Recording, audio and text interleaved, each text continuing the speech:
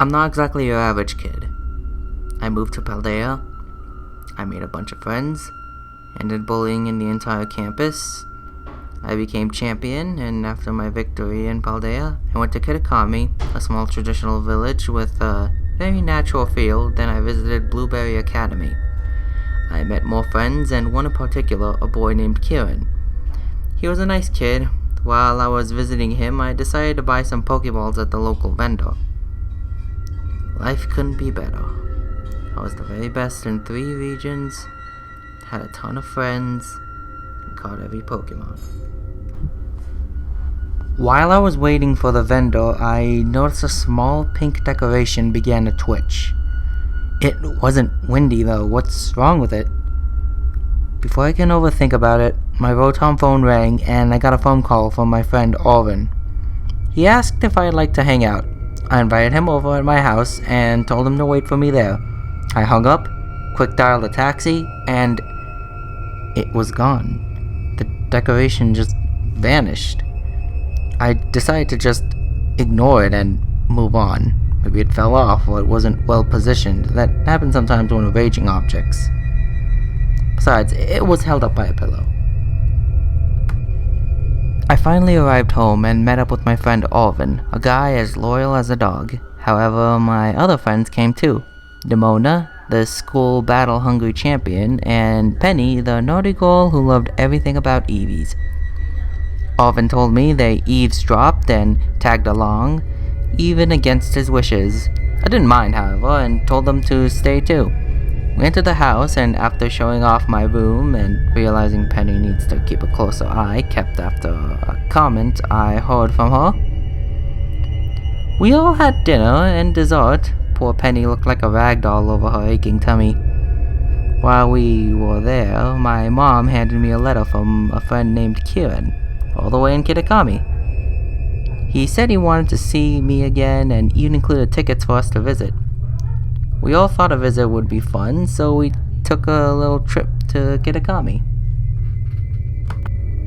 When we finally arrived, we met up with Kieran and I introduced him to everyone. He was a bit shy and Nimona was really excited to meet him. She knew he was champion in Blueberry Academy and wanted to battle him. Poor Kieran was so startled, it was kind of fun watching them all meet up. Nimona led Kieran to an open spot and proceeded to battle him, and even win. Kieran, while surprised, was a good sport overall. He seemed to have more fun battling than the last time I saw him. I felt breathing behind me. I turned around and I see Carmine? She was just staring at me with no emotion in her eyes, which were now purple. She looked so blank and vacant. I asked her if she was okay and maybe she was just trying out new lenses, but she just muttered out, Mo. More? I asked. Carmine stared, and then she replied with, Mochi. She began to aggressively dance by flapping her arms up and down with a vacant look in her eye. Carmine, what are you doing? At first it was kind of funny, but then it turned to weird, and weird turned to unsettling. She wouldn't respond to anything I said and kept staring at me with her, again, purple eyes. Kieran asked if we can help pick her up, and we all abided. It was kind of hard. Her body felt stiff, like she was some sort of animatronic left out in front of a store. Afterwards, Kieran told us she's been like that ever since we left. He mentioned it could be a curse left on the village. We were all skeptical, except for Nimona, who just wanted to battle it. Oh, Nimona. We decided to just leave her there and hope for her to be back to normal. We waited at the hotel as Nimona popped in with some soda and crumbs around her face. She said there was a help yourself sign, and we decided to use the TV in the waiting room to watch a movie or play games on our Switch. We scattered all over the room to find the remote. I happened to find it in a potted plant. Suddenly, Nimona was gone. I went out to look around, see if I can find her. What? Was she trying to surprise me? Alvin and Penny stayed behind in case she came back. Kieran came with me. We went looking for Nimona when we suddenly came face to face with two villagers. They looked at us, opened their purple eyes, and once again shouted out, "Mochi, Mochi." "What the heck?" Kieran shouted out, taking a few steps back. This on its own was peculiar, but unlike Carmine, they had a bit of motor skills enough to send out Pokemon. They challenged us to a battle. They sent out Salazzle and Ariados. Kieran and I sent out a Poliwag and Skarmory. We were able to beat them, but we still were unsure of what happened. It was like what happened to Carmine, but what happened exactly? We looked around and saw Nimona. Thank goodness, she's safe. We ran out and called for her, but she just bolted away. We ran after her, hoping she was safe, but we couldn't catch up. We ran into the festival area and saw Yukito, Kieran's grandfather, and to our surprise, he was infected too. After another battle, Kieran began to panic. "What if it is a curse? What if I'm next?" "Kieran, calm down!" I shouted at him, comforting him in the process. Then we got a call from Alvin, telling us he's noticing some weird stuff here all of a sudden. We heard Penny shout, "What's that? What's that?" We then hear a crash, and the call went offline. Alvin? Penny? Kieran and I returned to the town square, hoping the two were okay. What happened to them? Were they captured by zombies? Were they turned? Were they overwhelmed by a horde? We didn't waste any time. We hopped on Miraidon and flew over as fast as we could. When we arrived, we found them. Completely unharmed, we asked them what happened. Alvin said, "Sorry if we gave you the wrong impression. We saw everyone was acting weird and we didn't know what to do when Penny absolutely lost her mind and ran into me with her head and knocked the phone out of my hand." She then responds with, I saw a weird thing. I didn't know what it was, but it was weird," said Penny. However, right as she said that, she pointed to the sky and we saw it. A purple object floating in the air.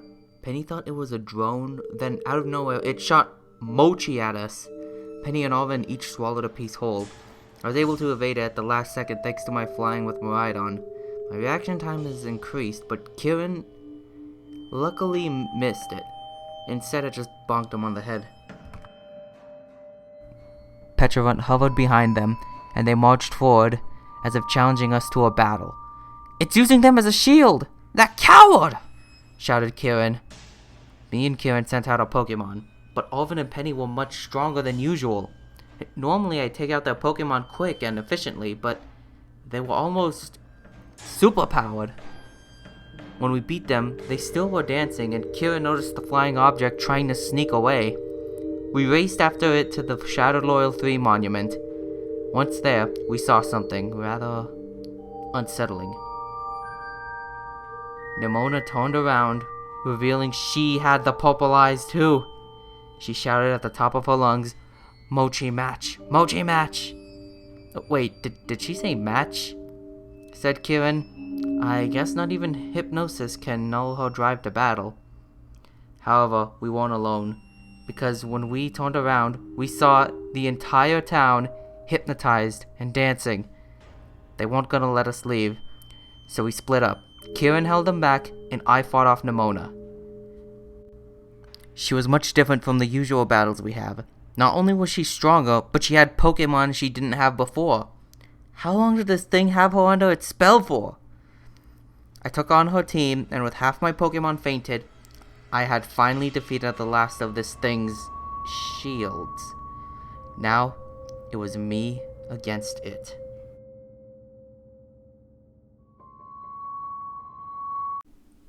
I walked up to it, and as if on instinct, it shot Mochi at my mouth, but this time I was prepared. Before I walked up to it, I put on a replica aqua helmet, covering my entire face, and wiping off the purple splatter, the creature shouted out, "Pecharunt!" and attacked me. I sent out my Mimikyu Stitches. We got the first strike landing a Shadow Claw, but it was extremely bulky, and it shook it off like it was nothing, only to reveal that its face was just a shell. He cracked it in half to reveal its true form. A small purple head. It shot out Mochi for Stitches to eat, only for it to aim for its disguise, thinking it was its head. Knowing it had to fight, it then tried to use its own signature move, Malignant Chain. It shot out purple chains around Mimikyu's throat, or at least, what it thought was its throat. Mimikyu's disguise head fell off, revealing its real face. Pecharunt was about to attack again, but instead, I shouted out, "Use Mimic!" causing Stitches to use the same move right back. Unfortunately, it didn't do much damage, as if Pecharunt had a resistance. Luckily, I wasn't planning on hurting it. I shouted out for Stitches to hold it down as I readied my real weapon, a Master Ball. I threw it and hoped it didn't wriggle out. I hit it. It went into the ball, and then I watched in anticipation, hoping it didn't phase out or something, only to hear a click. It's over. I caught it. Finally.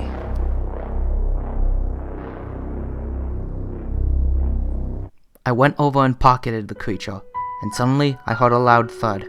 I turned around and see that everyone was on the ground, limp and lifeless. "Oh man, are they dead?" Kieran shouted.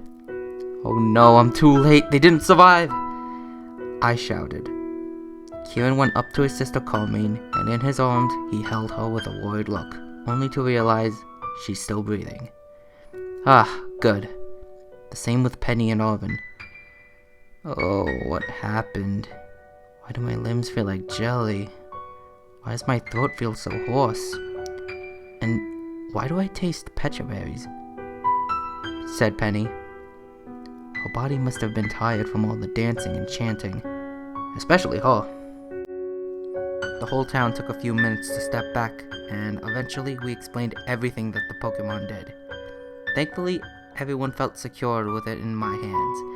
Funnily enough, Carmine was just embarrassed with what happened, and soon we were able to move on like nothing happened. We resumed our vacation, Arvin and Kieran got along, Nimona met so many strong trainers, Carmine was less tempered than usual, and Penny not only talked with Kieran, coming out of her shy yet sassy shell, but an Eevee mask. She was so happy. Eventually, we said our goodbyes and returned to Paldea with the promises of returning, even visiting the Blueberry Academy. But I wasn't satisfied on the ride home. I took out the Master Ball and scanned it with my Rotom phone. Pecharunt, the subjugation Pokemon. Its peach-shaped shell serves as a storage for a potent poison. It makes poisonous mochi and serves them to people and Pokemon. It feeds others toxic mochi that draw out their desires and capabilities. Those who eat the mochi fall under Pecharunt's control, chained to its will. What the heck did I just catch?